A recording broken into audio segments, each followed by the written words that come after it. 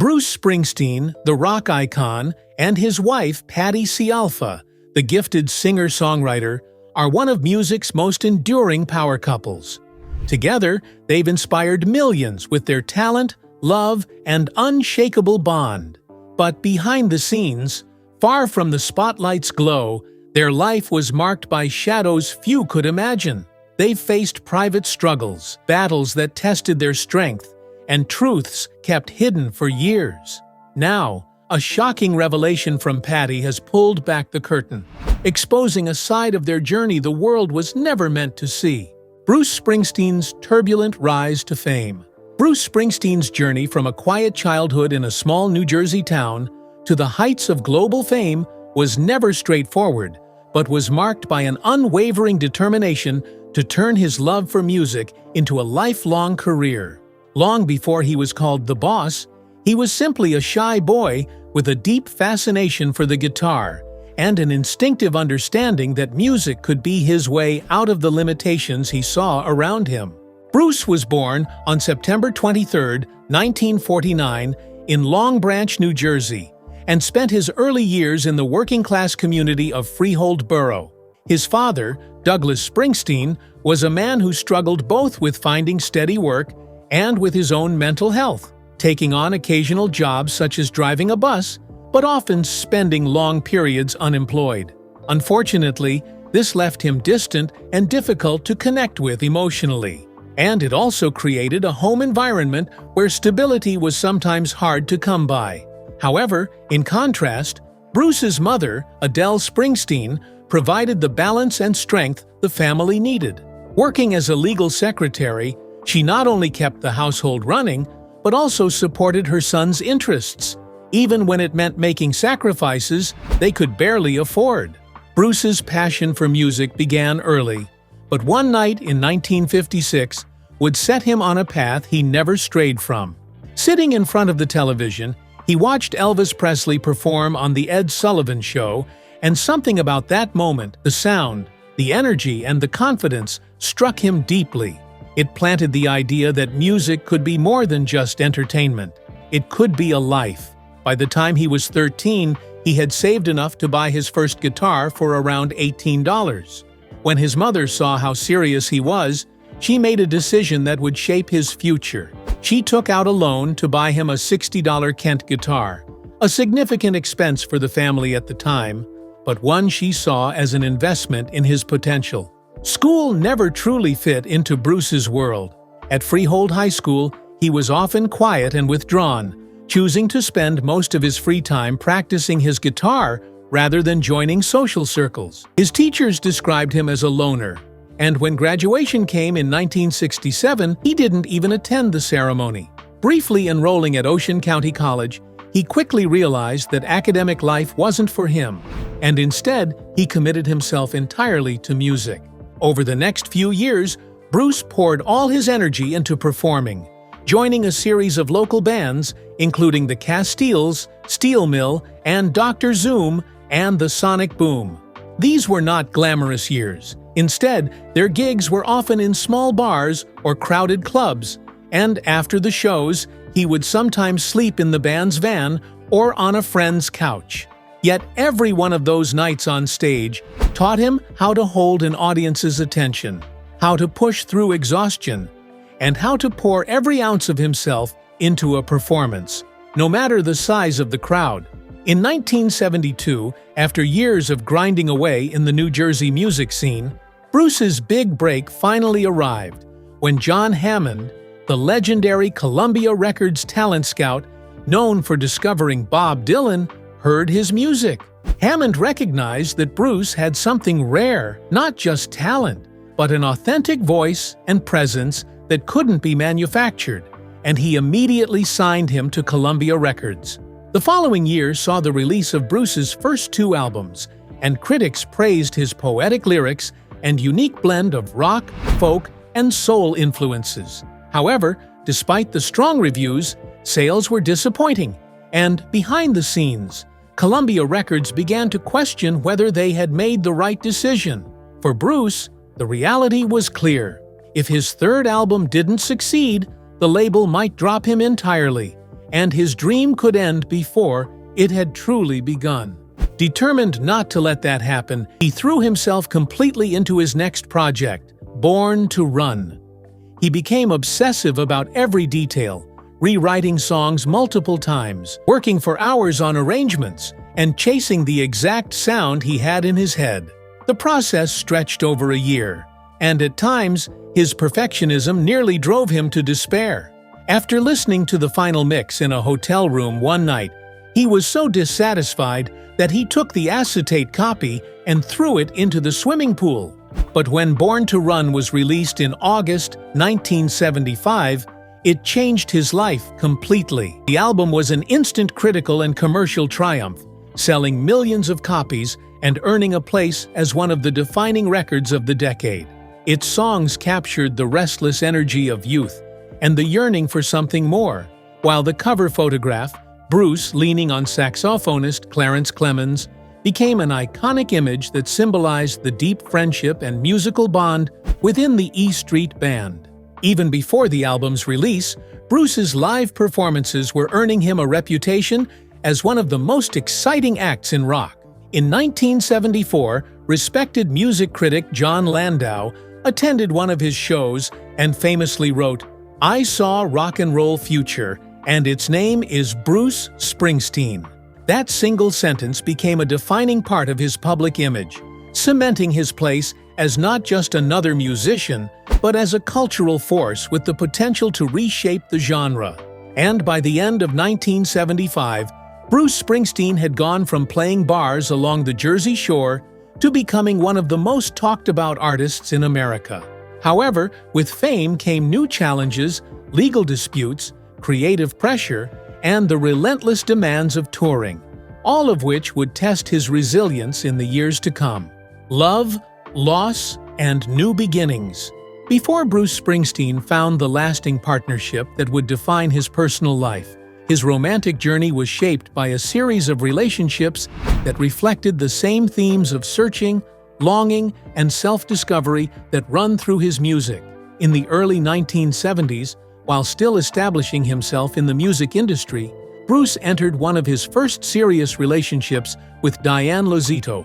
Although details of their time together remain private, many fans believe she inspired Backstreets, a song layered with emotion, nostalgia, and the ache of something once deeply felt but ultimately lost.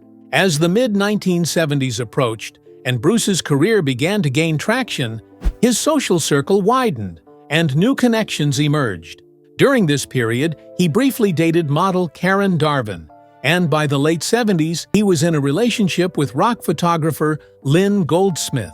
Lynn was more than just a romantic partner. She was an integral part of his creative world, photographing him both in the heat of live performances and in the quieter moments behind the scenes, helping to document an era of his career with striking authenticity.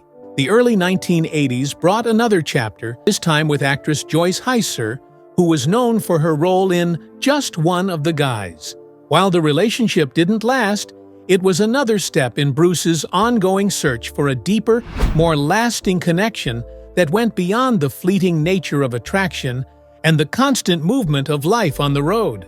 This search seemed to finally find an answer on May 13, 1985, when Bruce married actress and model Julianne Phillips in a Catholic ceremony in Lake Oswego, Oregon. 11 years younger than Bruce, Julianne was beautiful, educated, and advancing in her own career. Yet despite her many qualities, Bruce would later reflect in his memoir that they had little in common. Almost from the beginning, the marriage was tested by long stretches of time apart, as Bruce's touring schedule kept him away for months at a time. His own emotional reserve only added to the distance between them.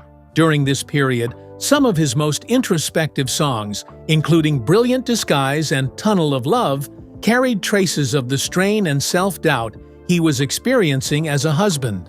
Bruce would later admit plainly that he failed her as a husband and partner.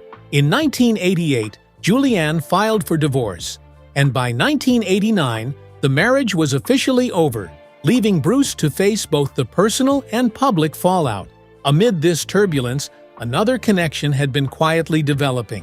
Bruce first met Patti Scialfa in the early 1980s at the Stone Pony, the legendary New Jersey bar that had become a hub for local musicians. Patti was a talented singer-songwriter with a distinctive voice and a style that immediately caught Bruce's attention. In 1984, she joined the E Street Band as its only female member, and from the very start, their musical chemistry was unmistakable. For years, the relationship remained professional. But during the Tunnel of Love Express tour in 1988, as Bruce's marriage to Julianne was unraveling, the bond between him and Patti deepened. Bruce would later acknowledge to Julianne that his feelings for Patti had grown beyond admiration, marking a complicated and emotional turning point in his personal life. In 1991, Bruce and Patti tied the knot in an intimate ceremony at their Los Angeles home. The wedding was private, but still filled with familiar faces from the music world, including Bonnie Raitt, Jackson Browne, and Daryl Hannah. Patti wore a pearl teardrop gown, Bruce a classic black tuxedo, and the atmosphere was one of commitment rather than spectacle, a deliberate choice that reflected their shared values. Over the years, they built a family life far removed from the excesses often associated with celebrity culture. Together, they raised 3 children: Evan James, Jessica Ray, and Sam Ryan. Bruce and Patti were intentional about how they raised their children, making a conscious effort to shield them from the influence of fame. They avoided placing gold records on the walls or surrounding them with reminders of Bruce's celebrity status, choosing instead to give them a sense of normalcy and to instill the value of humility and hard work. For them, family life was not an extension of the stage, but a separate, grounded space where music, though ever-present, was woven naturally into daily routines. Patti's role in Bruce's life went far beyond the personal. She became a true creative partner, co-writing songs, performing duets, and standing beside him on stage through countless tours. Their connection was evident not only in their harmonies, but also in the way they looked at each other while performing, with a mix of respect, affection, and shared artistic passion. Bruce has described Patti as the center of his life and someone who held him together. Their children have often joked about the fact that at home, their parents sometimes sing to each other instead of talking, a habit they find both endearing and mildly exasperating. Yet, even as Patti became his anchor in life, the world around Bruce continued to shift, and the years ahead would see him facing industry pressures, personal doubts, and the constant challenge of chasing the next creative milestone, career struggles, and reinvention. Although Born to Run catapulted Bruce Springsteen from a hard-working Jersey Shore musician to one of rock's most electrifying new stars, behind the stage lights and applause, the business side of his career told a much harsher story. In the early days, Bruce had signed a contract with his first manager, Mike Apple, a deal that, on paper, gave him a path forward, but in reality, handed over control of his publishing rights and most of his earnings. Sadly, under those terms, he was left with barely a fraction of the income his music was generating. By 1976, that imbalance had become impossible to ignore. Bruce decided to take legal action, accusing Apple of exploiting his trust and mishandling his career. The conflict quickly escalated, and Apple responded with a legal move that stopped Bruce from recording any new music at all. For nearly a year, Bruce found himself in an almost surreal position, at the height of his creative energy, yet legally barred from stepping into a studio. The only way to keep moving forward was to stay on the road. Night after night, the E Street Band poured their energy into live performances, keeping the connection with fans alive, even while Bruce's recording career was frozen in place. The legal standoff finally ended in 1977, allowing Bruce to regain control over his music and begin working with producer John Landau. But the year-long delay had cost him precious momentum, forcing him to rebuild at a time when his career could have surged even higher.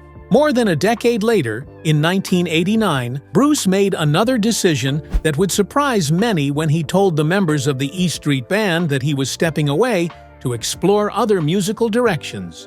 For Bruce, it was about breaking out of a creative rut and challenging himself with new collaborators. But for his bandmates, it was a sudden and painful change, especially after years of shared success and the deep bonds forged on and off the stage. When Bruce returned in 1992, it was with not one but two solo albums released on the same day, Human Touch and Lucky Town. The musicians around him were entirely new: Randy Jackson on bass, Jeff Porcaro on drums, and the absence of the E Street Band was immediately felt.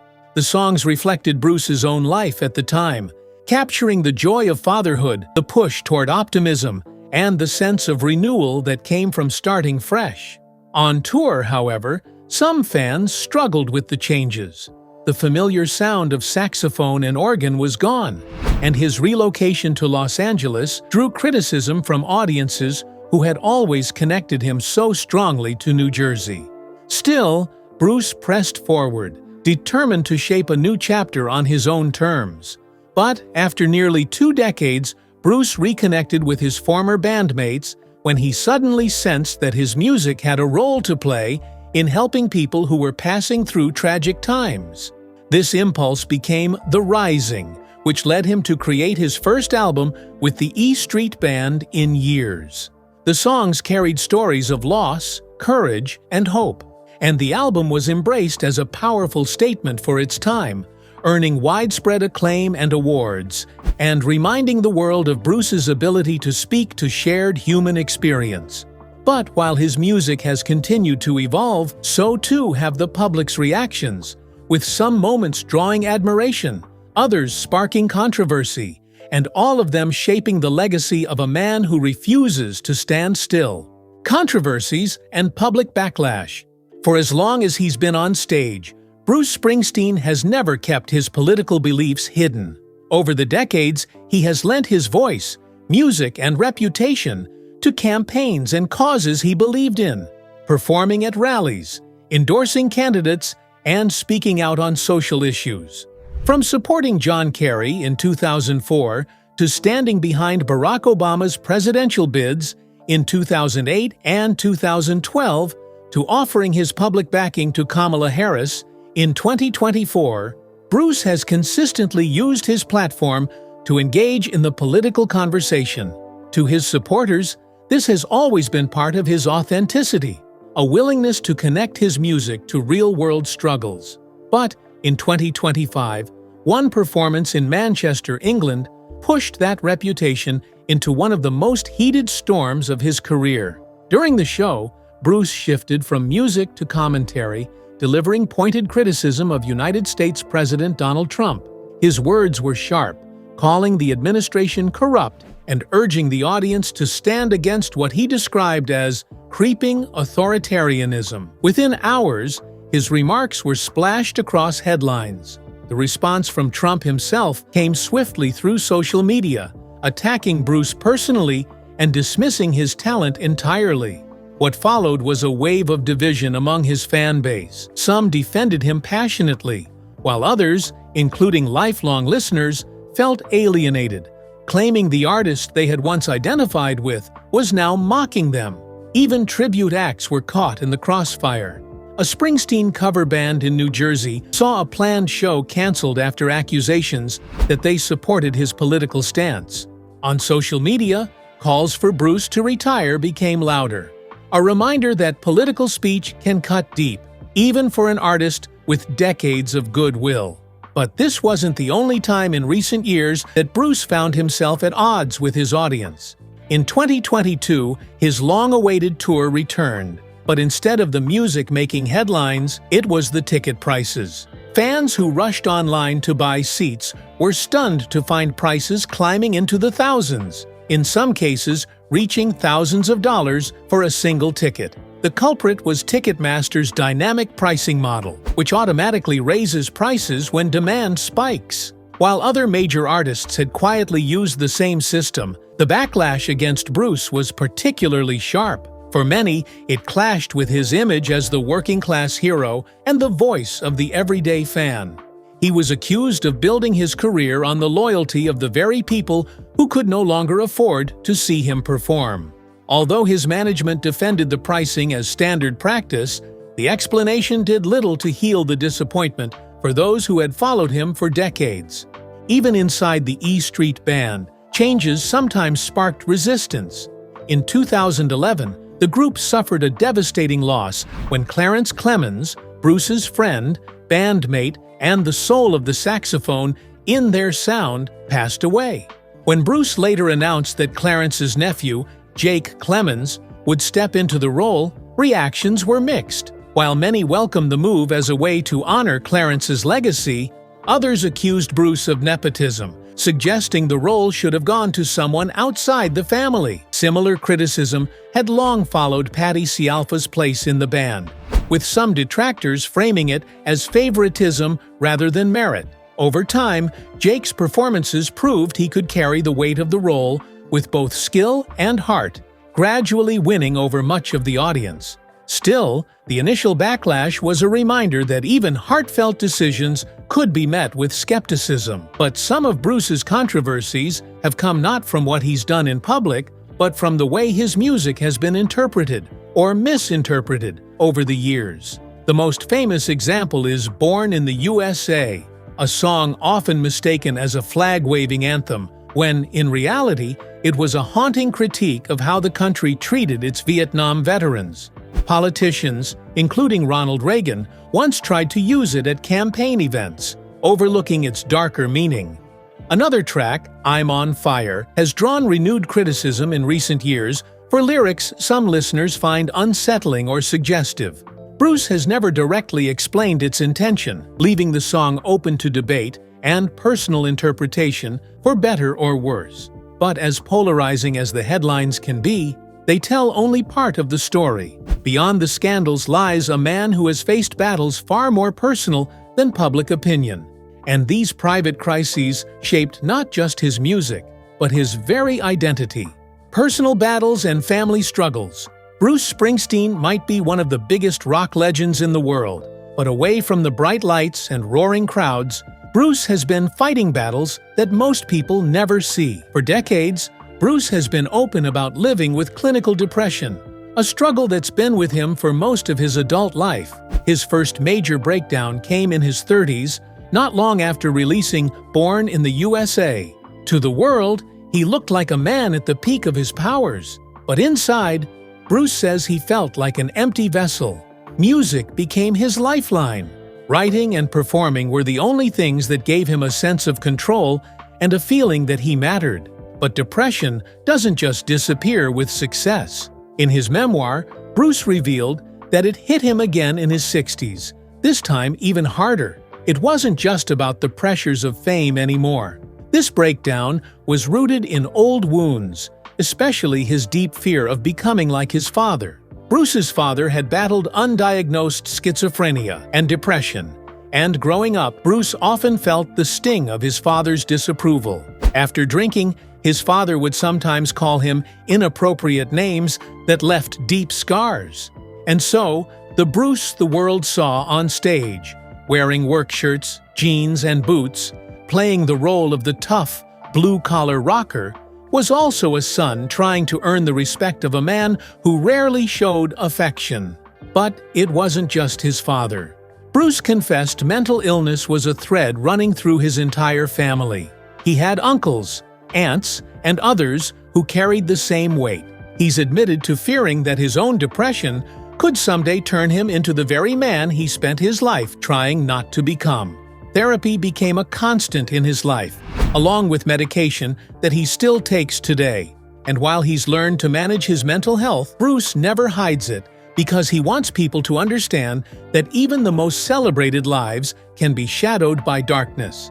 In 2023, Bruce was faced with another battle when he was diagnosed with peptic ulcer disease, which caused such intense diaphragm pain that it made him cancel part of his tour.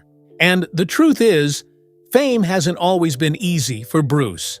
In the early days of his career, He suffered what he described as a form of post-traumatic stress disorder after a bad performance in the UK. That one night haunted him for years, chipping away at his confidence, despite selling millions of records worldwide. Bruce once confessed that he could have been just as happy playing in small bars for the rest of his life, because for him, music has always been more than a career. It's been a form of therapy and a way to keep going when life gets heavy.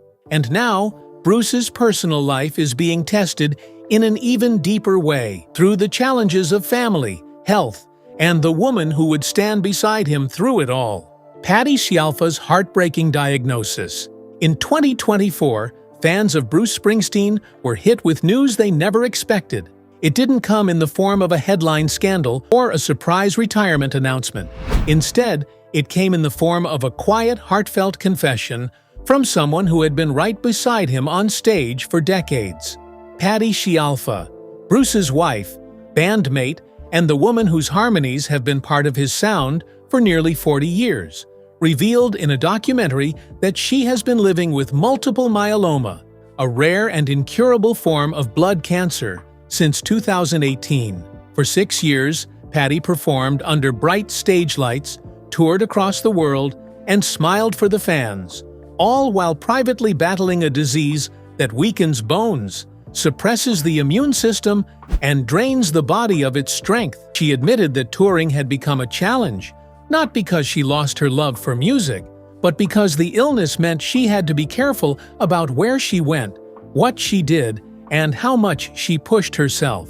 Multiple myeloma is a cancer of plasma cells, the cells in bone marrow that normally help the body fight infections. In this disease, those cells grow uncontrollably, damaging bones and making it easier to get sick. While there's no cure, modern treatments can keep it under control for years. Most patients undergo aggressive treatment early on, often including a stem cell transplant, and then move to maintenance therapy to keep the cancer from coming back quickly.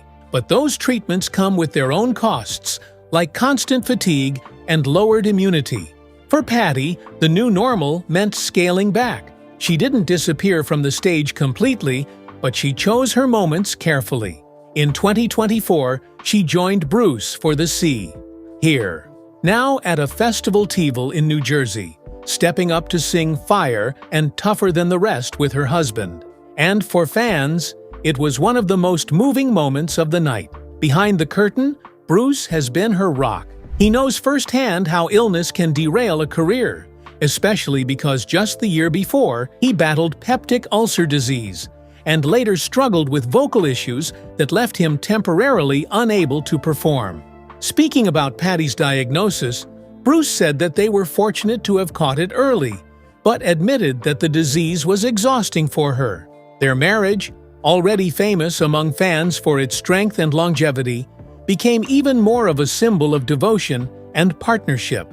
When Patti isn't performing, she surrounds herself with family, their children and grandchildren.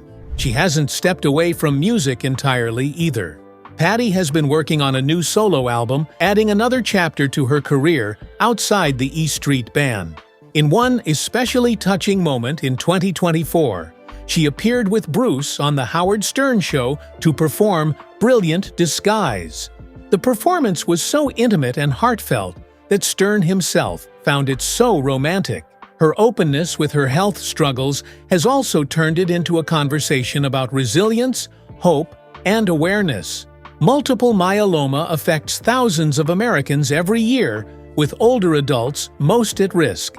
By sharing her story, Patti isn't just speaking to fans. She's giving others the courage to get checked, to start treatment early, and to keep living their lives despite the diagnosis.